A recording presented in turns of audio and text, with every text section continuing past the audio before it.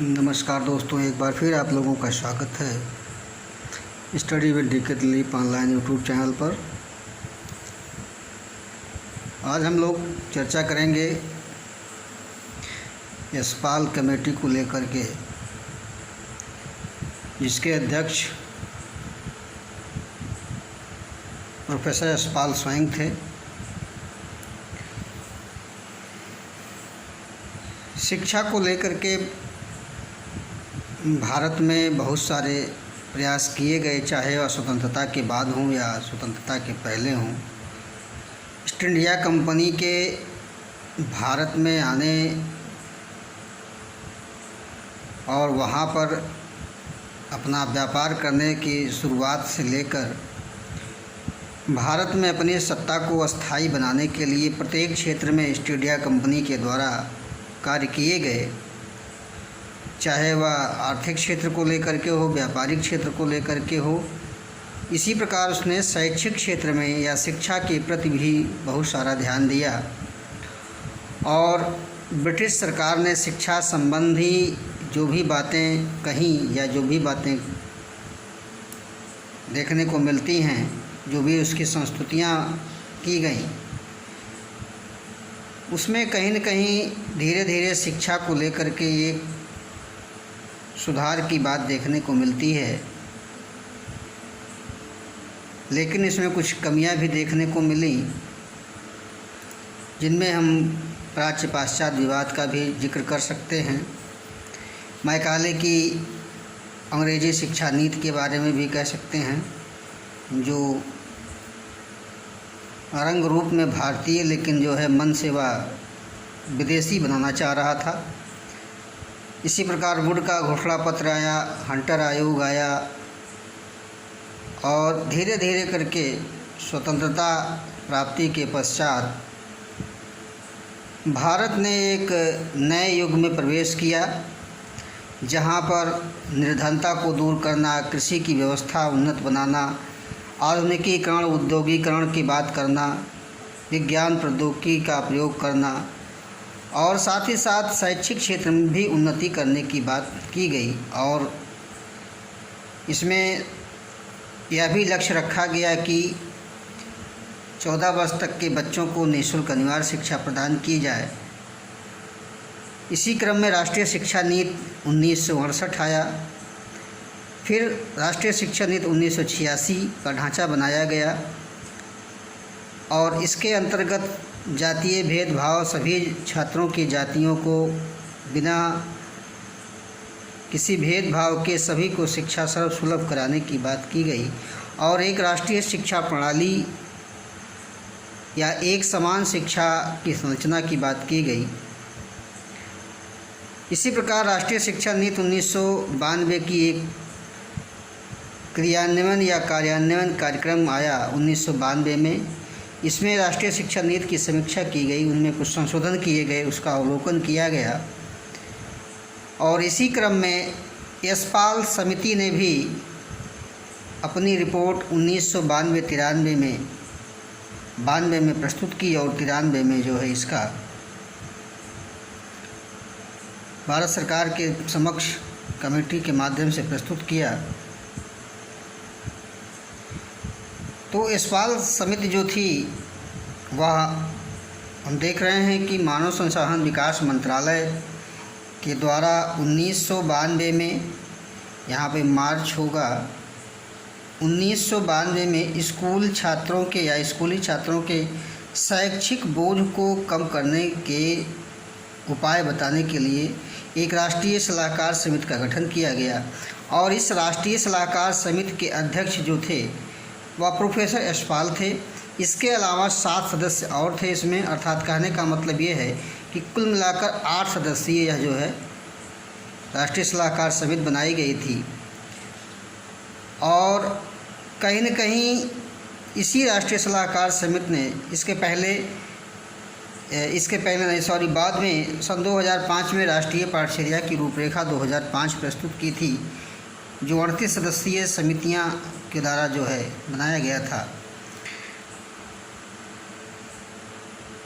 और इस यशपाल समिति ने अपना जो रिपोर्ट प्रस्तुत किया वह 15 जुलाई 1993 को प्रस्तुत किया और इसका टाइटल दिया, शीर्षक दिया, शिक्षा बिना बोझ के, अर्थात एजुकेशन विदाउट बर्डन।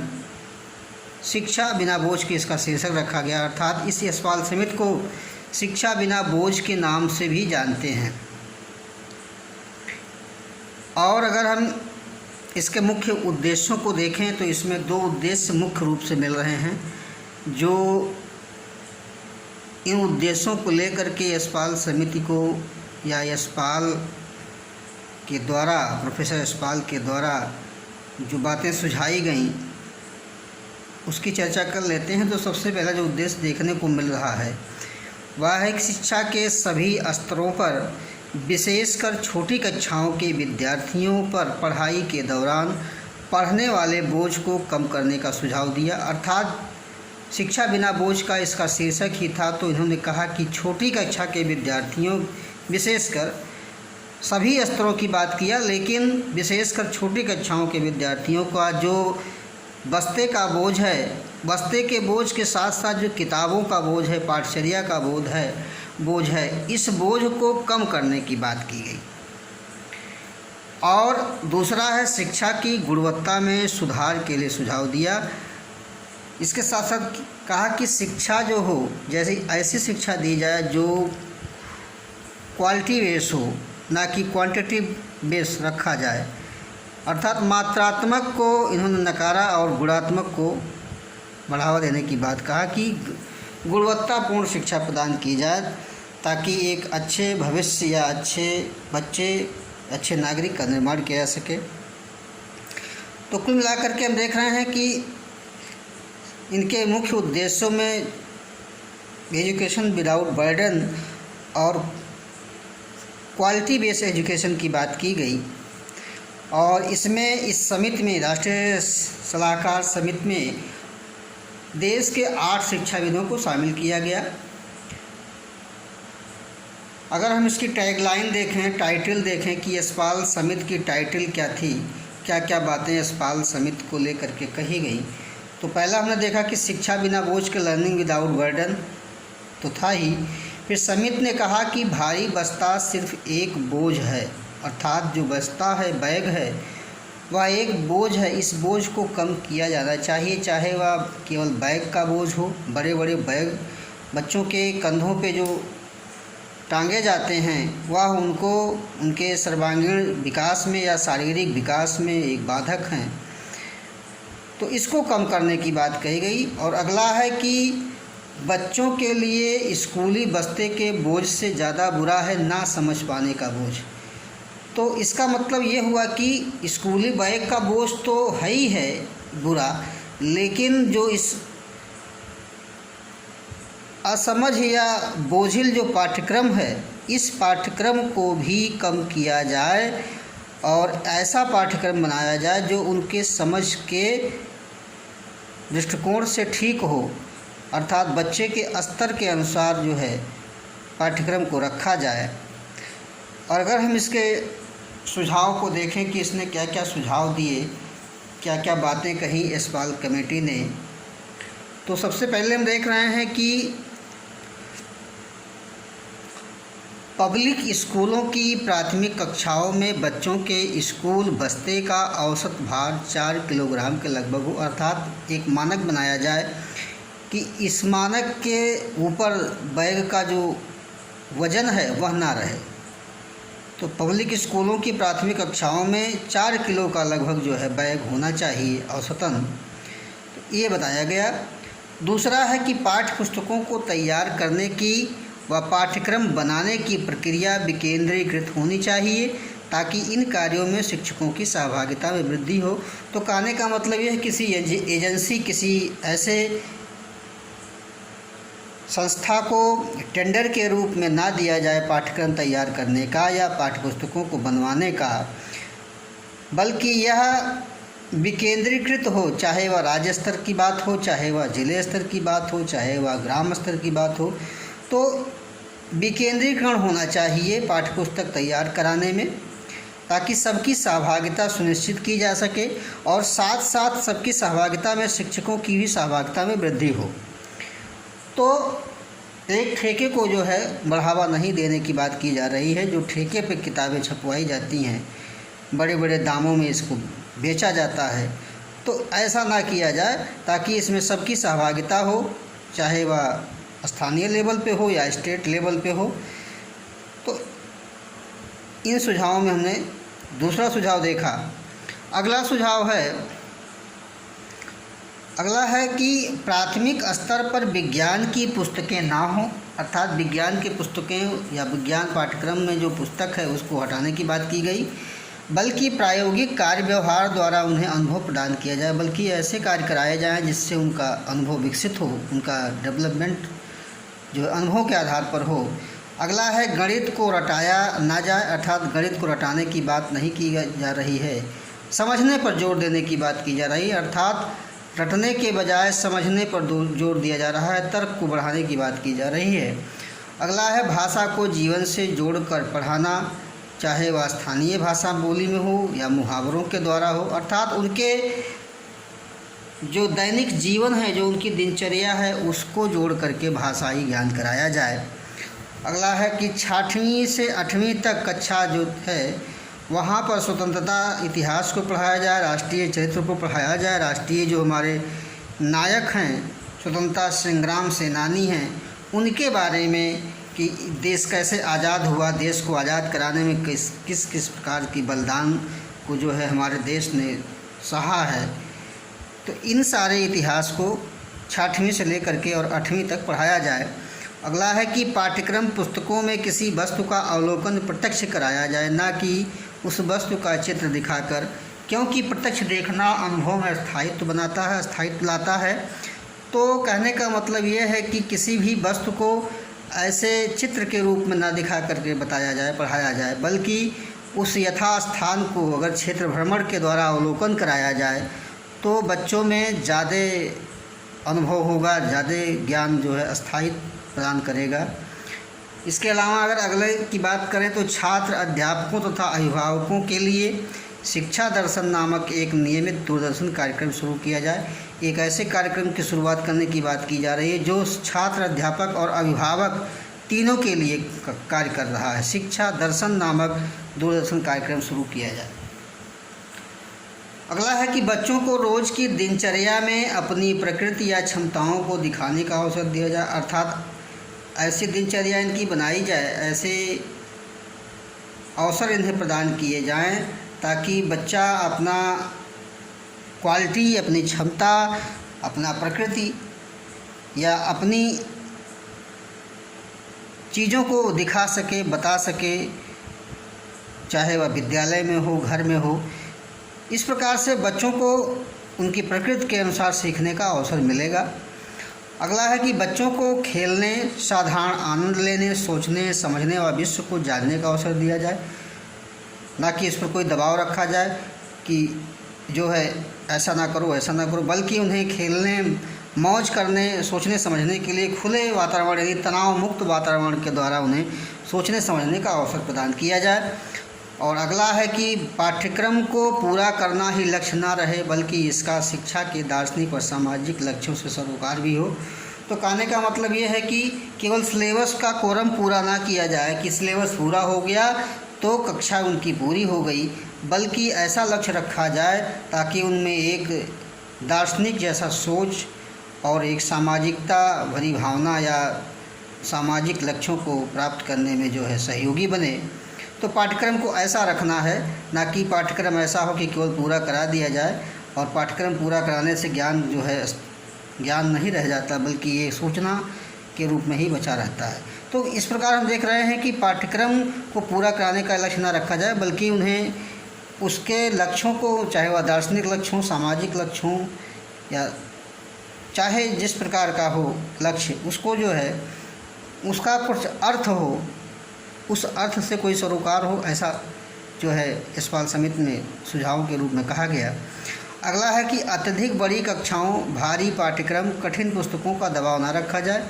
कहने का मतलब यह है कि जो भी चीज़ें हैं वह कहीं न कहीं तनाव मुक्त बातों को जो है शामिल किया गया कि तनाव मुक्त वातावरण ना रहे, तनाव मुक्त कोई पाठ्यक्रम ना रहे, भारी बोझ ना रहे, कठिन पुस्तकें ना रहे, बल्कि सरल पुस्तकें रखी जाएं, सरल बातों को रखा जाए। अगला की है कि प्राथमिक कक्षा में गृह कार्य ना दिए जाएं। प्राथमिक कक्षा में गृह कार्य इतना मिले कि वे घर के वातावरण में नई नई बातों को खोज सकें। कम से कम गृह कार्य देने की बात किया जाए। कुल मिलाकर के गृह कार्य ना देने की बात की जा रही है कि गृह कार्य बच्चों को ना दिया जाए, और अगर दिया भी जाए तो घर के वातावरण में वह नई नई बातों को खोज सकें, ऐसा गृह कार्य हो, उनके जीवन से संबंधित हो, उनके व्यवहार से संबंधित हो। और अगला है कि बच्चों के समग्र व्यक्तित्व के विकास की बात की गई यशपाल कमेटी में, और इसमें कुछ विशेष बातें हैं यशपाल कमेटी में जो हम इसको देख लेते हैं। तो इसमें सबसे पहले ये देख रहे हैं कि प्राथमिक स्तर पर छात्र शिक्षक जो अनुपात है वह 1:40 अर्थात एक शिक्षक पर 40 बच्चा ना हो करके एक शिक्षक पर 30 बच्चों का अनुपात रखा जाए। तो ये चीज़ें जो है जोड़ी गई कि 1:40 से घटाकर 1:30 इस समिति की रिपोर्ट से किया गया। अगला है ज्ञान विस्फोट की अवधारणा यशपाल समिति से अर्थात इस यशपाल समिति को एक जो है ज्ञान विस्फोट अवधारणा के नाम से भी जाना जाता है। और एक बात और इसमें जोड़ी गई कि वर्ष 1994 में एकलव्य संस्था द्वारा चकमक नामक पत्रिका के सितंबर अंक में पढ़ाई का बोझ शीर्षक एक लेख प्रकाशित किया गया था, जिसमें यशपाल समिति की रिपोर्टों की जो सिफारिश की गई थी उसका सार है। इसमें कहने का मतलब जो चकमक पत्रिका है उसमें यशपाल समिति के सिफारिशों का सार दिया गया है, जो पढ़ाई का बोझ है उस शीर्षक के नाम से। और इसी यशपाल की अध्यक्षता में ही वर्ष 2005 में एनसीईएफ को एक राष्ट्रीय संचालन समिति का गठन किया गया था, और इस राष्ट्रीय संचालन समिति एनसीईएफ 2005 में 38 सदस्यों का जो है शामिल किया गया था। तो इस प्रकार हमने देखा कि यशपाल समिति के द्वारा मुख्यतः जो है कहीं न कहीं स्कूली शिक्षा को शिक्षा बिना बोझ के प्रस्तुत करने के लिए किया गया, और अनेक सुझाव दिए गए, जैसे कि पाठ्य पुस्तकों को स्कूलों की संपत्ति न समझा जाए, और प्राथमिक कक्षाओं में बच्चों को कोई गृह कार्य न दिया जाए, पाठ्य पुस्तकों में बच्चों का अनुभव शामिल हो, सामान्य जनजीवन से हो, और कुछ बुनियादी मुद्दों पर चिंतन करने की बात किया गया। दार्शनिक सामाजिक लक्ष्यों को सरोकार से संबंधित रखा गया। गणित को रटाया ना जाए बल्कि उसे समझाने पर जोर दिया जाए। भाषा को जीवन से जोड़कर पढ़ाने की बात की गई, स्थानीय बोली में या मुहावरों में। और स्वतंत्रता इतिहास की किताबों को पढ़ाया जाए प्राथमिक और उच्च प्राथमिक स्तर पर। प्रत्यक्ष अनुभव द्वारा उन्हें सिखाया जाए, किसी भी वस्तु का अवलोकन कराया जाए, और आनंद लेने, सोचने समझने, विश्व को जानने का उन्हें पर्याप्त अवसर दिया जाए। भारी पाठ्यक्रम ना हो, भारी बैग ना हो, बड़ी कक्षा ना हो, और गृह कार्य ना दिया जाए प्राथमिक स्तर पर। कम से कम गृह कार्य देने की बात की गई, और बच्चों के समग्र व्यक्तित्व के विकास की बात किया गया। और साथ ही साथ जो पाठ्यपुस्तकों का पाठ्यक्रम का निर्माण करने की बात थी वह विकेंद्रीकृत व्यवस्था के द्वारा किया जाए, ताकि उसमें शिक्षकों की सहभागिता बनी रहे, शिक्षकों का भी इसमें सहयोग रहे। इसके अलावा अगर हम इसका एक बार फिर से अवलोकन करते हैं तो यशपाल कमेटी जो रिपोर्ट थी वह एचआरडी मिनिस्ट्री के द्वारा लाई गई, और यह मार्च 1992 में जो है समिति बनाई गई। और इस समिति का जो फाइनली जो रिपोर्ट सरकार के समक्ष प्रस्तुत किया गया वह 1993 में सामने आया। इसमें 8 सदस्यीय जो समिति थी 7+1 का, और इसके अध्यक्ष जो है प्रोफेसर यशपाल थे। इसका टैगलाइन शिक्षा बिना बोझ के रखा गया। इसके साथ ही हम फिर अगले वीडियो में फिर मिलेंगे। तब तक के लिए धन्यवाद। चैनल को लाइक व सब्सक्राइब अवश्य करें ताकि आपको नया वीडियो मिलता रहे और हमारा भी मनोबल बढ़ता रहे। क्योंकि जब तक लाइक्स, व्यू और सब्सक्राइबर्स नहीं बढ़ेंगे तब तक जो है या प्रक्रिया कंटिन्यू चलाना जो है दुष्कर है। ताकि इसलिए आप लोगों से अनुरोध है कि इस चैनल को लाइक व सब्सक्राइब अवश्य करें। धन्यवाद।